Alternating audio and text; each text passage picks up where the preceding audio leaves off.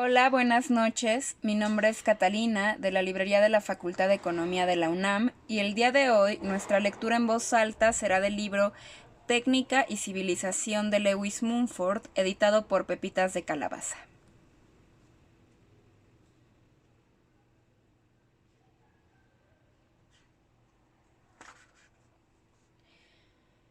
Durante el último siglo, la máquina automática o semiautomática ha llegado a ocupar un papel importante en nuestra rutina diaria y hemos tendido a atribuir al instrumento físico en sí mismo el conjunto de costumbres y métodos que lo crearon y que llegaron con él.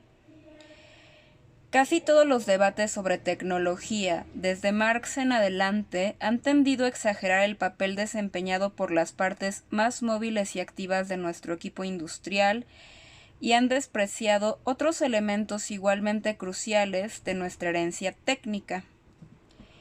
¿Qué es una máquina? Quitando las máquinas simples de la mecánica clásica, la cuestión sigue sin estar clara.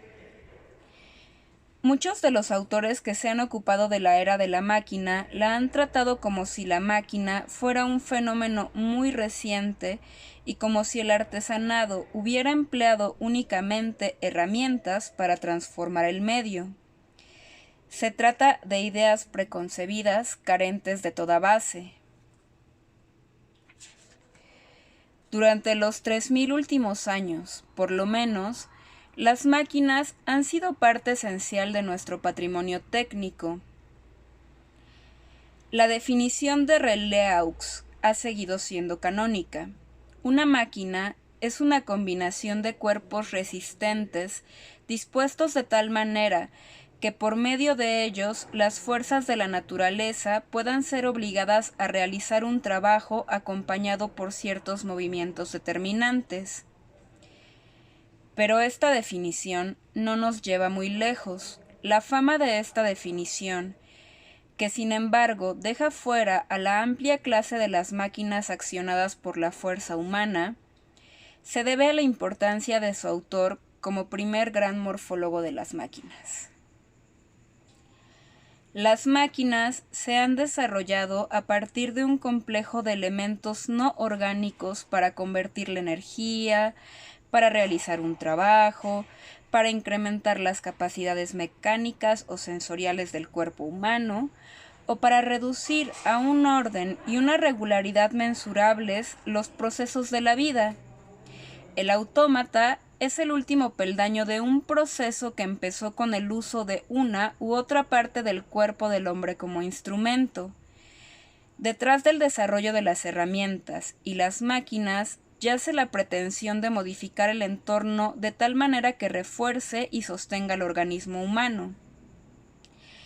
El objetivo es, o bien, ampliar los poderes de un organismo que de otro modo estaría inerme, o bien fabricar fuera del cuerpo un conjunto de condiciones que favorezcan su equilibrio y aseguren su supervivencia.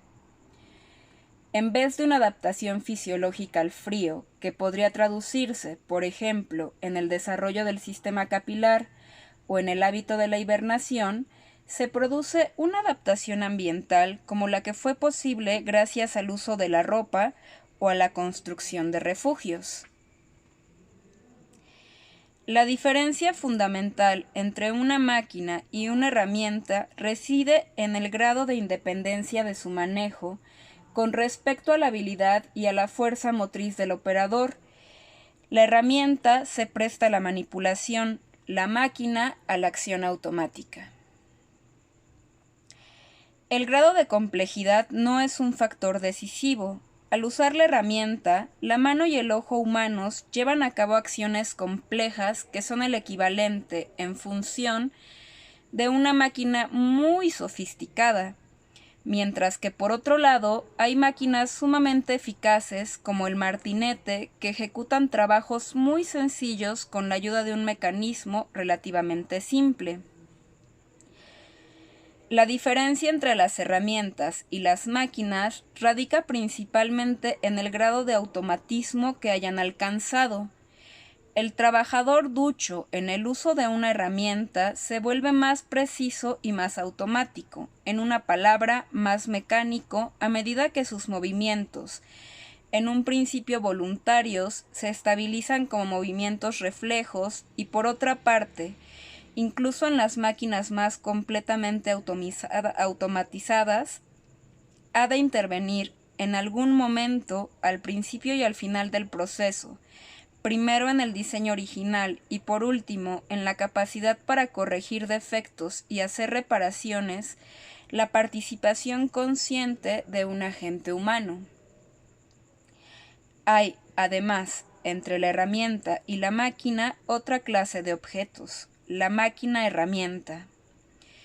En el torno o el taladro, la precisión de la máquina más certera se combina con la diestra participación del trabajador.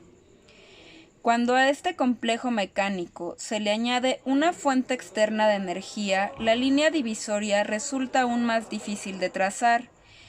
En general, la máquina acentúa la especialización de la función, mientras que la herramienta indica flexibilidad. Una cepilladora mecánica lleva a cabo una única operación, mientras que una navaja puede usarse para pulir, tallar o cortar madera, para forzar una cerradura o para apretar un tornillo. La máquina automática es, pues, un tipo de adaptación muy especializada. Implica la idea de una fuente externa de energía, una interrelación más o menos complejas entre partes y un tipo de actividad limitada. Desde el principio, la máquina fue una suerte de organismo menor diseñado para ejecutar un conjunto de funciones simples. Junto a estos elementos dinámicos de la tecnología, hay otros más estáticos en su naturaleza, pero igualmente importantes en cuanto a sus funciones. Si bien el desarrollo de las máquinas es el hecho técnico más destacado de los últimos 1000 años, la máquina en forma de taladro de arco o de torno de alfarero ha existido por lo menos desde el Neolítico. En la época más antigua, algunas de las adaptaciones más efectivas del entorno vinieron no de la invención de máquinas, sino de la invención igualmente admirable de utensilios, aparatos y estructuras complejas. El cesto y la olla corresponden al primer grupo, la cuba para teñir y el horno de ladrillos al segundo, y los aljibes, acueductos, carreteras y edificios al tercero. El periodo moderno ha traído finalmente las redes ligadas a la distribución y el transporte de energía, como el ferrocarril o los tendidos eléctricos, que funcionan únicamente gracias al uso de máquinas motrices. Mientras que las herramientas y las máquinas transforman el entorno modificando la forma y la ubicación de los objetos, los utensilios y los aparatos se han usado para efectuar transformaciones químicas igualmente necesarias. Curtir, fermentar, destilar o teñir han sido procesos tan importantes en el desarrollo técnico del hombre como forjar o tejer, pero la mayor parte de estos procedimientos se mantuvieron en su estado tradicional hasta mediados del siglo XIX, y solo a partir de entonces se han visto influidos en un grado más amplio por el mismo juego de fuerzas científicas e intereses humanos que estaban perfeccionando la máquina automática moderna. En la serie de objetos que va de los utensilios a las estructuras complejas, hay la misma relación entre el operario y el proceso que la que puede observarse en la serie que va de las herramientas a las máquinas automáticas. Diferencias en el grado de especialización, diferencias en el grado de impersonalidad. Pero como la atención de la gente se dirige más fácilmente hacia las partes más ruidosas y activas del entorno, el papel de las estructuras y de los aparatos se ha descuidado en la mayoría de las discusiones sobre la máquina. o lo que es casi igual de perjudicial, se ha cometido la torpeza de incluir todos esos instrumentos técnicos en la categoría de máquinas. Lo que hay que tener presente es que tanto las unas como los otros han jugado un papel fundamental en el desarrollo del entorno moderno. En ningún momento de la historia pueden disociarse ambos medios de adaptación. Todo complejo tecnológico los incluye a ambos, y más que ningún otro, el complejo tecnológico moderno. De aquí en adelante, cuando utilice la palabra máquinas, me referiré a objetos específicos como la prensa tipográfica o el telar mecánico.